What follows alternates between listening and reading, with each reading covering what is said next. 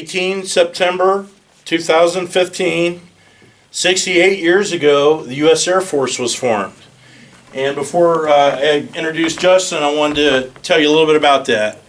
The Army Air Corps during World War I flew biplanes, very innovative, pioneering concept. They only had a few planes. They were part of the Signal Corps. They flew liaison. They dropped, sometimes they dropped one bomb. They would hold it out of the cockpit and drop it. During World War II, the Army Air Corps, the Air Force, was part of the Army. And they covered themselves in glory. They flew thousands of missions with the Allied Armed Forces. And in 1947, 68th anniversary today, they became the U.S. Air Force. And when you guys are outside, sometimes you'll hear loud, thunderous booms. Those are jet fighters. If you look closer, hard to see, but they're usually got a pretty good altitude on them. You'll see them all over because of Wright-Patterson Air Force Base. So today is the 68th anniversary of the Air Force. Has everybody signed the sign-in log? Everybody good? Okay. Anybody out here who has not completed an emergency point of contact form? We got one over here. Any others? Okay, very good. I want to show you this uniform real quick. This came in last week. We went to Dayton, and we picked up, a gentleman was cleaning out a basement, and the veteran's name was Victor Dilgard. And in World War II, he was a P-51 Mustang pilot, and he flew Mustangs in China, Burma, India. He was a flying tiger. And we received boxes and boxes of his effects. We have his leather flight jacket with his squadron insignia. The squadron insignia is a tiger riding a horse, a Mustang. So when you get a chance, I'll show you that downstairs when you guys are ready to leave. But this is his jungle jacket. And he would have wore this around the airfields while his plane was being worked on, when he was downtown trying to buy souvenirs for his mom or whatever. And he had all of it. This may have been made in China, actually. So having said that, we're going to go ahead and turn this over to Justin Mays. He's going to be your instructor for the next 11 blocks, unless one of us fill in for him. So without further ado, here's Justin Mays.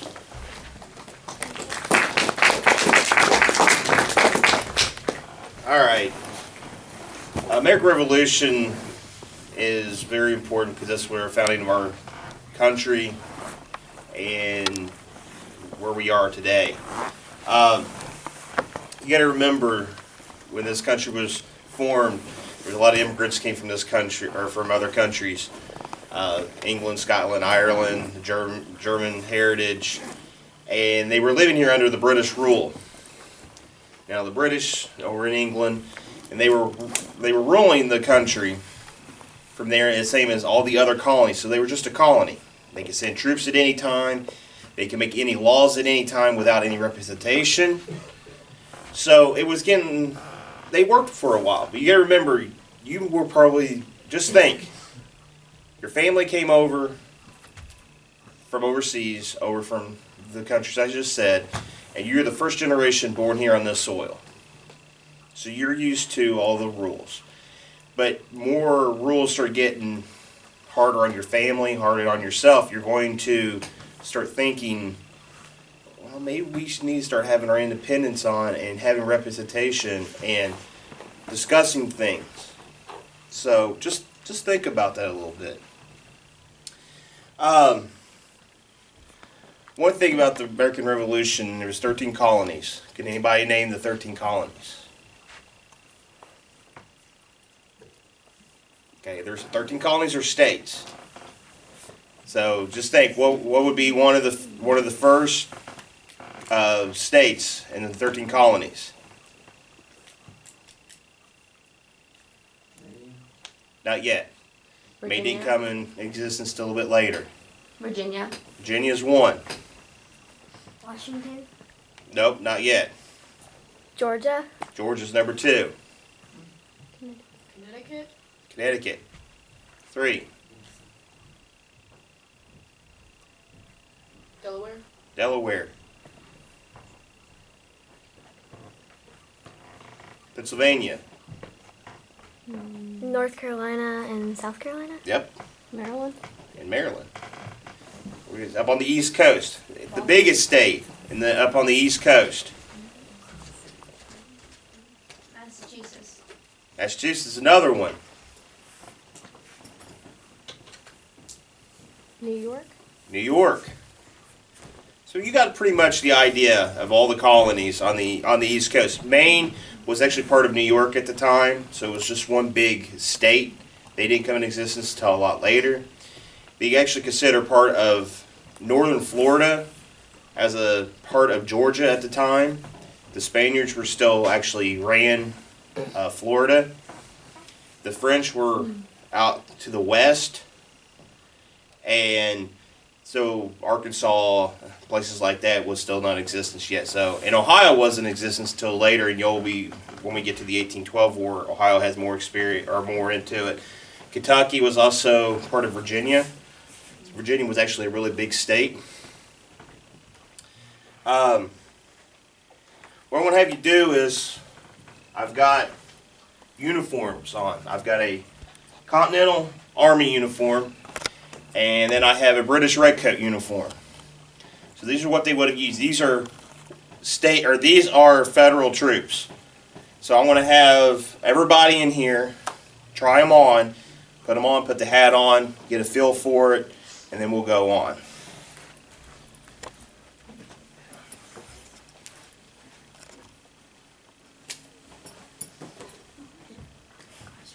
British Redcoat.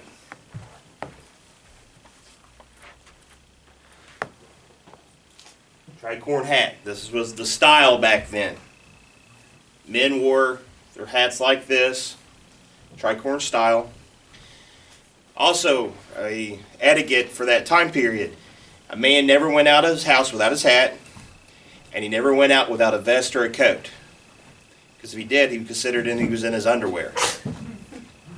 So, just remember that. Who is this?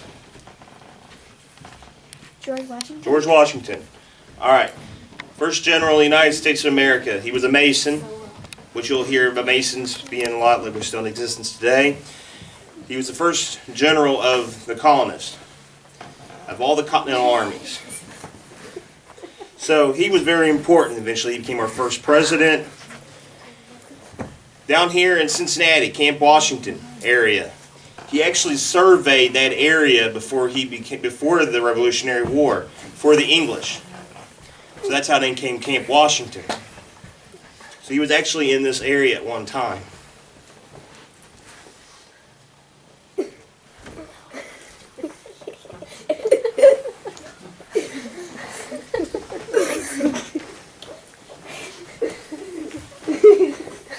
The first Continental Congress met briefly in Philadelphia, Pennsylvania in 1774.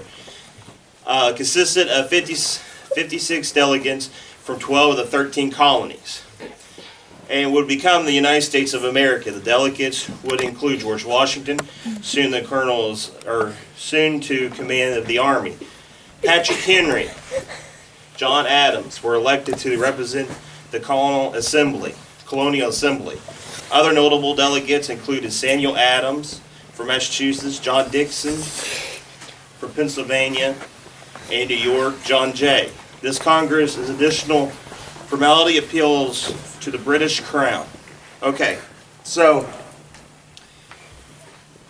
one thing we're not getting listened to in here. We are just the subject of the British Crown. You work for it, and they're taxing you on your tea, stamps, cotton, but you have no saying in how much they're going to keep on taxing you. So it really starts hitting the next generations of people who were in that country. So they're going, well, let's send someone over to talk to them. So they did. Benjamin Franklin went over there and talked to them. They tried 2 or 3 times to negotiate and say, hey, we'd like to have some say of what's going on in this country. And the king, he just said, I'm the king, you'll do what I say. So it kept on getting a little rougher around areas. People started protesting. But and then eventually came up with the Boston Tea Party.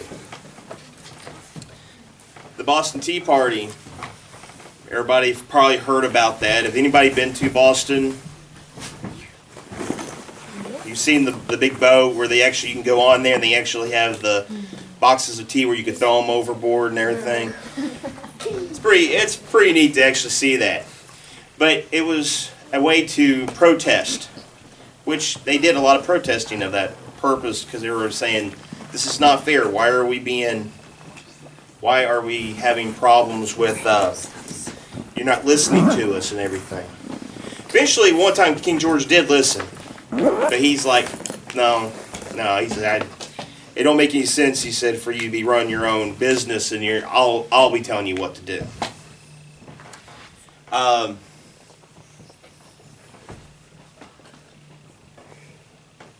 The Continental Association Administrator boycotted actions against Britain when the Second Constitutional Congress came together on May 10th of 1775, and it was effected. In recovering of the first Congress, many of the same 56 delegates who attended the first meeting participated in the second. Notable new arrivals included Benjamin Franklin. Now, he wasn't born here, but he was from England, but he felt what they were trying to do in this country at the time. Robert Morse of Pennsylvania and John Hancock of Massachusetts. John Witherspoon of New Jersey. Hancock was elected Congress President for 2 weeks in the session when Peyton Randolph was summoned back to Virginia to proceed over the House of Burgesses. Thomas Jefferson replaced Randolph in Virginia congressional delegate. The Second Congress adopted the Declaration of Independence. Witherspoon was the only active clergyman who signed the Declaration, who also signed the Articles of Confederation to attend the New Jersey 1787 Convention to ratify the federal Constitution. Okay, there was actually, New Jersey wanted to secede away from the Crown and from the rest of the 13 colonies too, which what you would have called the Articles of Confederation. Later in history, you will see that, and it's changed the name. It's not Articles of Confederation, it's Confederation. And then it became the Confederate States of America. A lot of the same purpose. They wanted to break away from the king and also break away from the 13 colonies was over a lot of rules, government having their hand in it, things like that. So now the newly founded country, the United States, had created a new government to replace the British Parliament.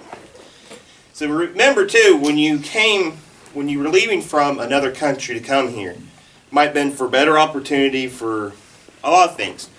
Religion was one thing.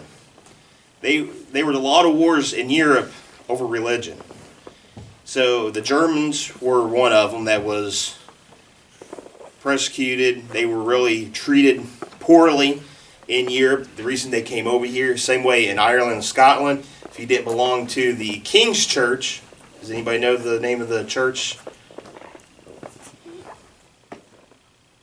Church of England, which is just it's a step off of the Catholic Church, but he wanted his own church where he can make his own rules up. So you see how something didn't go away, he would change things. The newly founded country, the United States, created a new government to replace the British Parliament. The American adopted the Articles of Confederation, a declaration of establishing a national government which will be made up of one house legislated. Its ratification by all 13 colonies gave the Second Congress a new name, the Congress of Confederation, which met from 1781 to 1789. Later, the Constitution Convention took place during the summer of 1887 in Philadelphia. Although the convention was called revised the Articles of Confederation, the attention from outset of many chief among the James Madison, Alexander Hamilton was to create a new frame of government. So now they're getting together and they're going to start writing the rules, what they want to see in this country. But we're still arguing with the English what we want to do. So when everything started getting taxed and the money started getting smaller with the smaller people, then the government was getting richer. So they didn't really like how it was going. You had the massacre there in Maryland. You also had a couple of shootings where British troops were sent in to stop the protest, and then guns went off. They don't know if it was the British who did it, someone else, and his people got killed. Well, now you're starting to get an uproar of people. Why? They were just protesting, peaceful. Now, if they could do this to these people who were just doing something peacefully, now we can with anybody. So now they could punish anybody at any time. Also, when all this was going on, the king started realize what was going on, what was being said. He said also if there was ever to revolt against the king of England and the country, that they would not treat them as prisoners of war if they went to war. They were traitors to the crown. So that was automatic death. No court martial, nothing like that. They would automatically hang you.